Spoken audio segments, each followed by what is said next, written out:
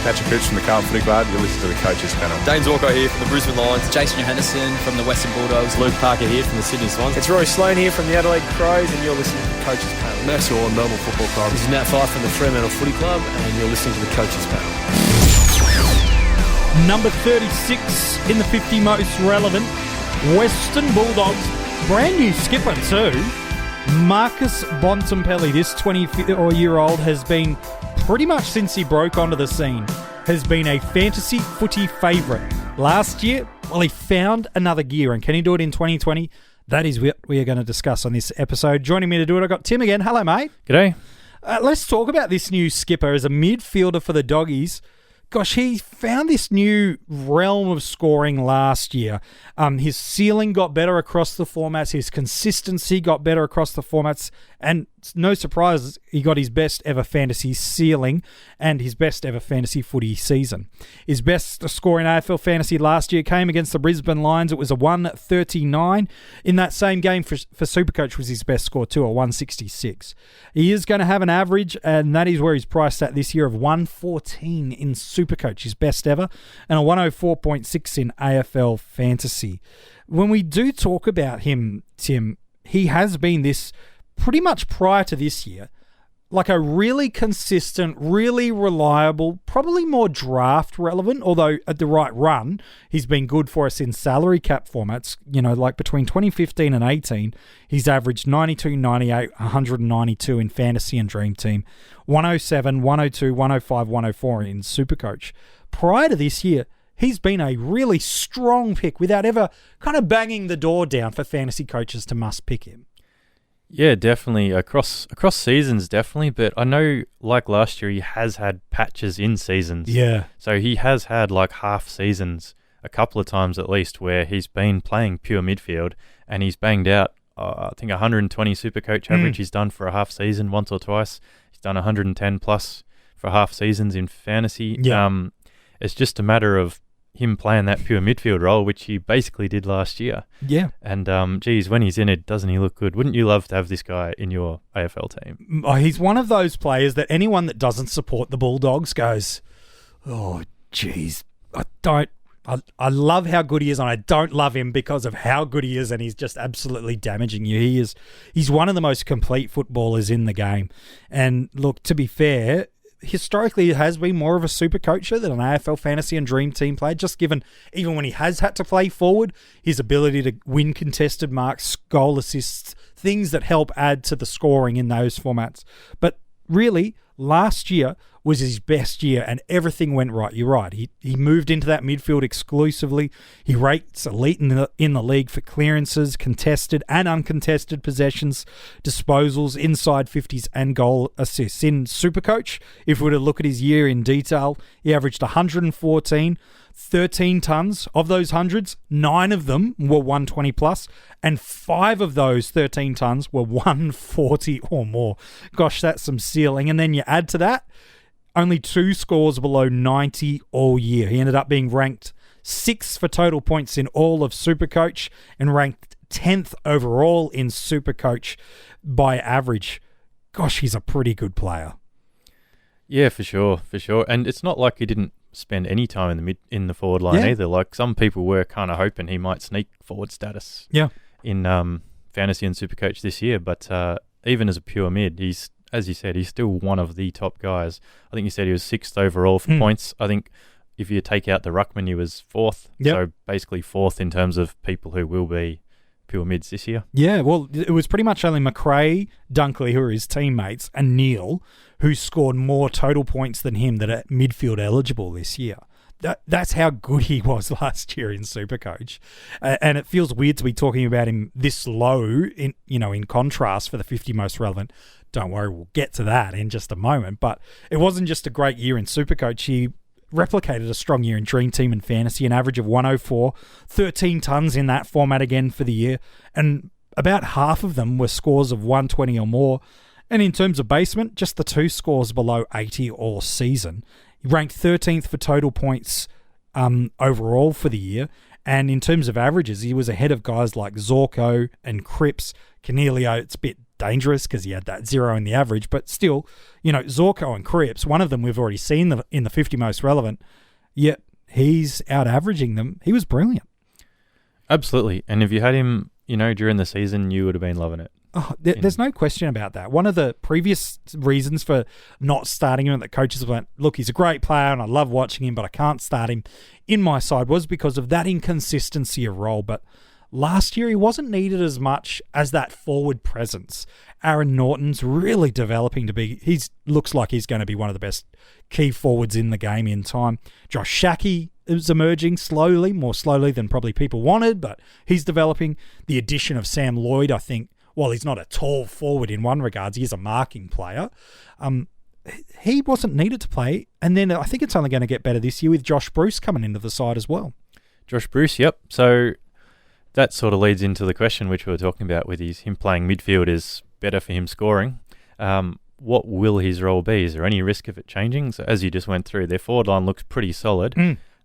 Is there any risk of him having a play up forward? I mean, there's always, I guess, Bevo is one of those coaches where you never quite know. I mean, if things are rolling, when they're on a winning streak, they tend to leave it. It's true. Yeah, it's very true. So, but the Bulldogs are not like the Richmond of this year in that they're going as raging favourites. No. So it's no guarantee the Bulldogs are just going to roll ahead and win every game. So what would have to happen for Bont to be chucked significantly up forward to hurt his average, do you think? You touch on them. You answer them. I think, the only addition that's coming to the midfield for the Bulldogs this year is a potentially fit Tom Liberatore, who's very one-dimensional in terms of he's a midfielder through and through. He's not the kind of guy that Bevo loves to be able to have players that are versatile, that can play multiple roles. Libba's not that. We did see the emergence of Lipinski come in late through the year. McLean spent a lot of time forward. I think you've hit the nail on the head. It's if they start to lose and need to make some adjustments, if that forward line isn't clicking with Josh Bruce coming in and they need to make some changes, I think you're right. And their year does start. It's not the easiest start to the year. They open up against the Magpies. Carlton, many believe, are going to continue on how they ended the year, which is much more competitive. GWS, North Melbourne, Brisbane, Port Adelaide, Hawthorn, and really the only probably bankable, yes, we're going to win this, no question, is against Gold Coast in round 8. Those first 7 games, some more than others, feel more winnable, but it's not the easiest run to start the year. Yeah, I think you could bank around 2. Yeah, I'm trying to build up some other teams. Are you talking about the round 1 against Collingwood, or?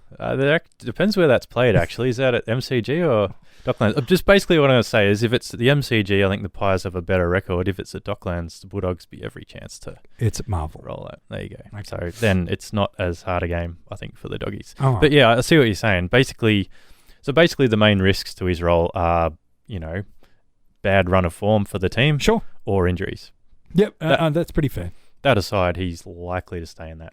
I think so. And then it does bring an interesting point. If he stays in the midfield, let's run with that, because I'm probably leaning more of that belief right now that you've got to keep him in the midfield, especially now that he's the captain.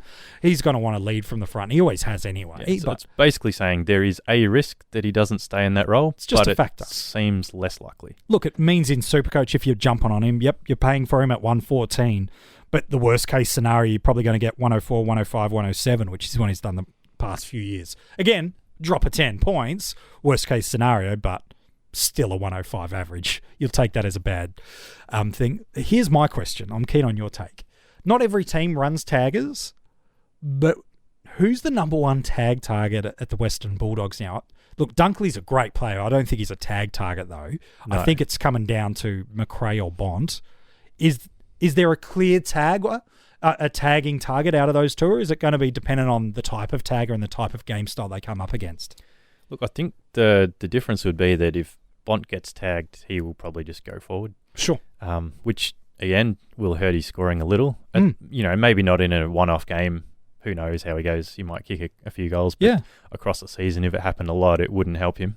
But that tends to mean that, teams would be less likely to do it because you then have to swap players, or he might kill you up forward, or look, I'm not sure. It probably really depends on each opposition coach as to who they're going to pick, or if they even pick any. I know tagging seems to come and go a little bit in vogue over the last few years. No, it certainly does seem to do that. Look, we talk about those opening few matches that we mentioned just a minute ago. Really, GWS are the only side that are notoriously known for running a tagger over the past 12 months. I know Carlton have done it at times, Collingwood have done it at times, Brisbane have done it at times, but it's Matt DeBoer of GWS that's probably the most prominent that's running through there. So it'll be fascinating to see who he, if he's playing, and I think he will, by the way, who he goes to in that matchup.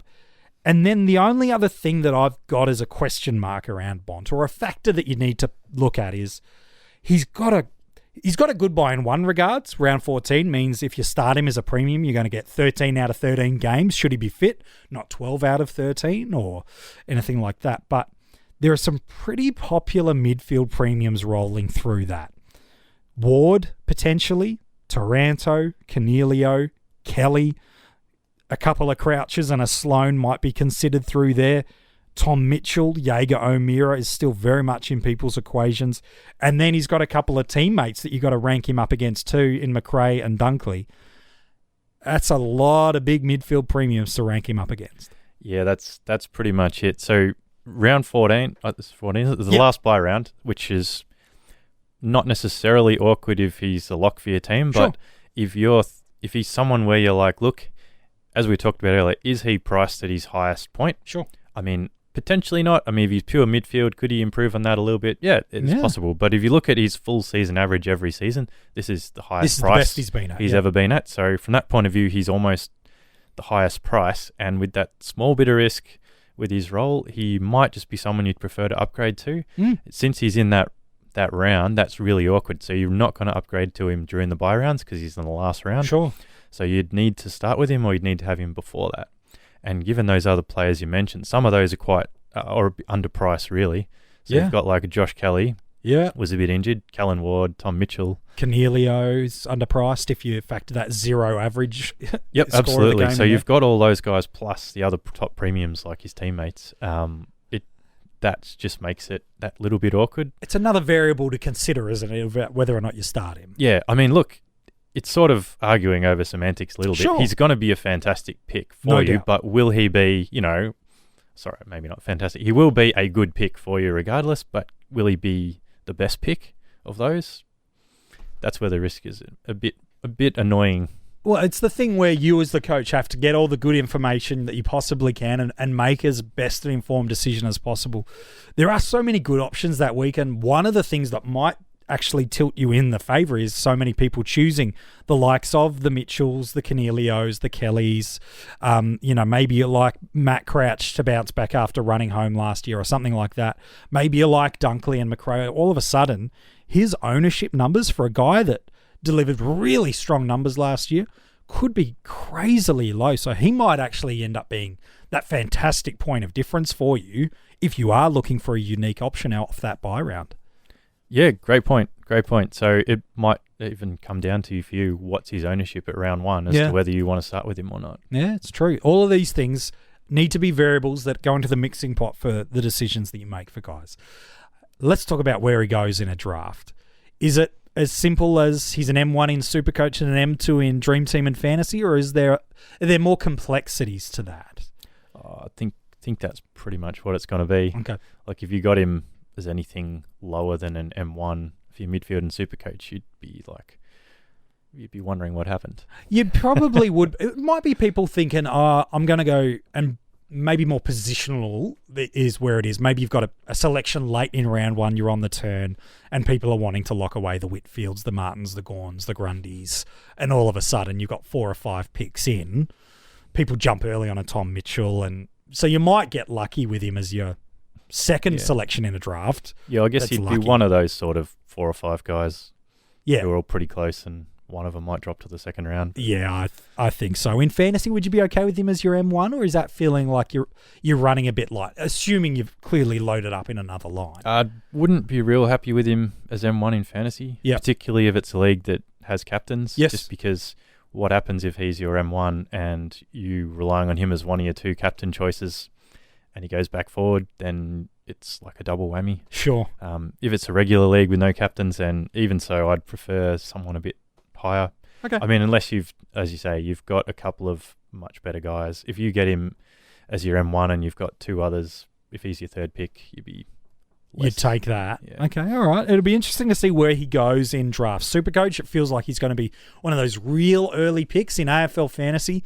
That positional factoring, both for him and how people choose to go about their drafts, will make it very, very interesting. Mate, appreciate your thoughts today on the Bonts. Yep, no worries. If you want to go and read the article, it is online now for you at coachespanel.tv, as well as all the other players revealed so far in the 50 most relevant. If you want to get early access to these podcasts, the good news is you can join the Patreon army and get early access to these podcasts and additional exclusive content. We venture it fully into the mid-30s tomorrow in the 50 most relevant, and it's an absolute cracker. I can't wait to chat about him with you tomorrow.